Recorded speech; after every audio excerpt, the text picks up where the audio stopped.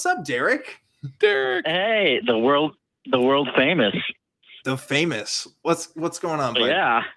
What's going on, Derek, so I did have a hey, my buddy, how you doing? My cohort in COVID. Good stuff, Derek. So I did have it. I did have a topic, but I think I need to change it. I got the distinct feeling that your screener did not know who I was.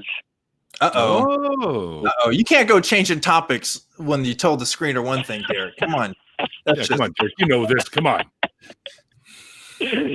No. I think I need to be. I'm fucking Derek Hawke, man. I'm Killer Hawke 1. What is this? What is this? I'm the star of Atheist Vanguard, man. You know what? This reminds me of, Tony Hawk has this thing on his Twitter where he talks about all the times people semi-recognize him in public, but like don't put two and two together. They're like, oh, that's Tony Hawk, just like that skateboarder. And he's like, yeah, that's me. That's me. That's me right now. Like, oh, I'm Derek Hawke. It's like, yeah, Derek. Oh, that's that guy. Yeah. Yeah, whatever. That just goes to show that we need to really hit hard on getting back Atheist Vanguard onto the show or out on the public again. Well, we'll see. We'll see about that, Derek. But you did tell the call screener that you wanted to talk about the value of deconversion stories. So what do you think about the value of deconversion? Right up my alley. Yeah. And so that's how I met Neil. I met Neil last year for, was it Atheist Day? No, Faithless Forum. Faithless Forum. Yeah. Yeah.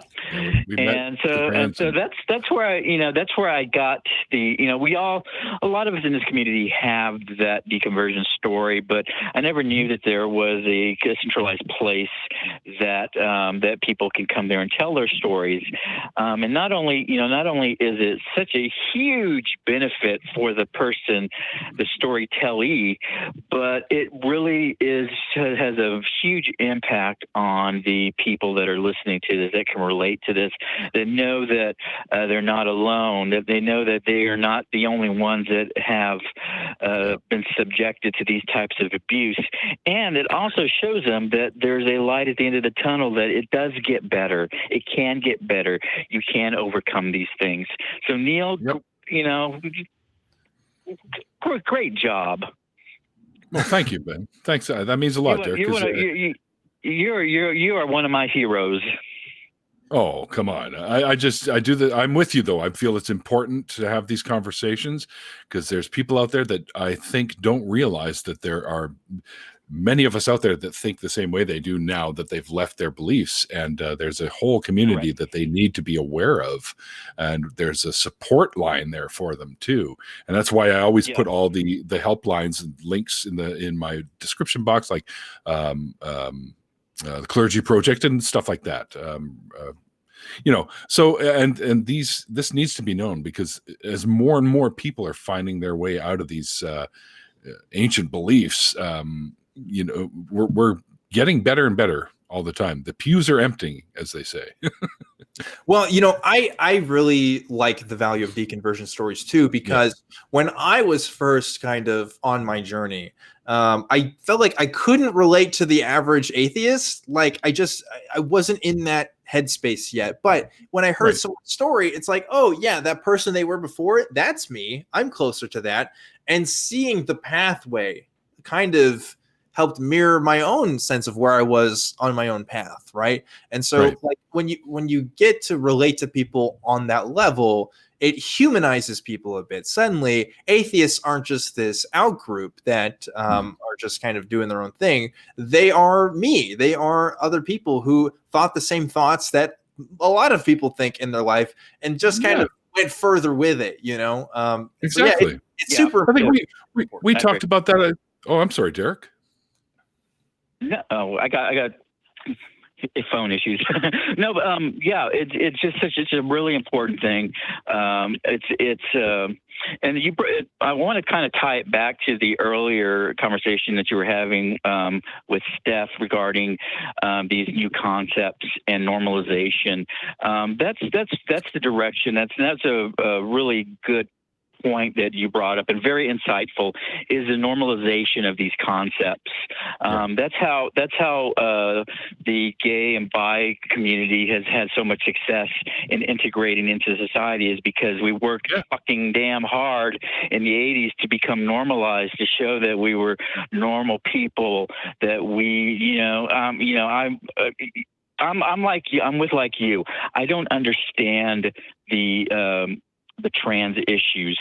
I'm an ally, though, because I know that that these are things are not to judge a person by.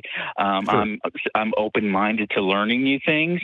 Kind of like you. I don't know if it's necessarily my struggle, but I'm definitely will be an ally with them. Of course. But again, that was what happened with the gay and lesbian communities back in the 80s and 90s. Is that it was, we needed allies. We needed a voice. We needed to show we're not deviants. We're not mentally ill. We're normal people. We have normal lives. We have normal sexual desires. So,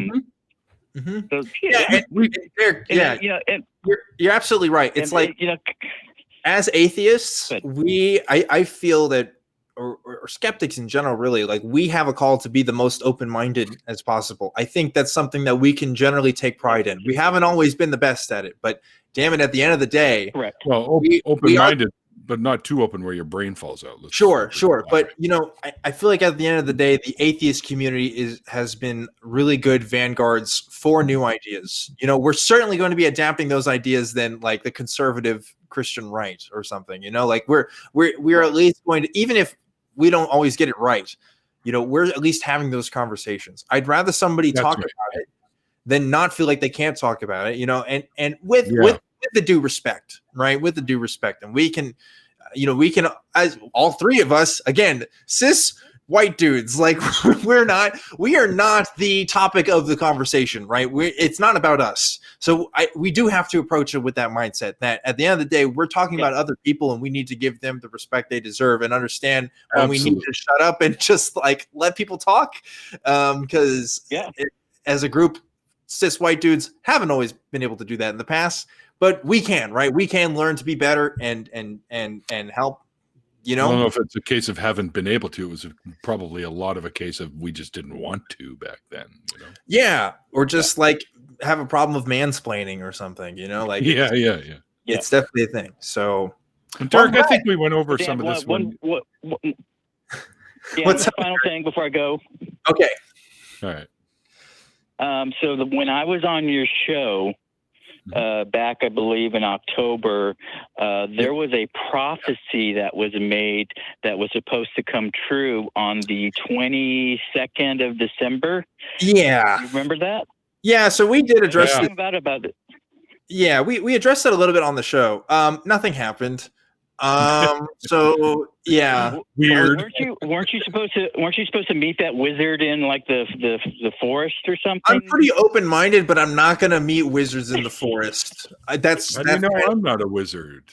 Neil, if anybody's a wizard, probably you. But we don't meet in forests, though. We meet at convention centers. Like that's, I think, a big difference. But yeah, nothing actually happened with that. But I'm glad you brought it up because, hey, there's a prophecy. Didn't come true. So I think those guys are trolling, but it is what it is. So anyway, Derek, thanks for calling in. Yep. Good hearing from you, bud. And good to talk to you, bud. Take care. Yeah, thanks for talking about the value of deconversion stories because Neil's all about that, right, Neil?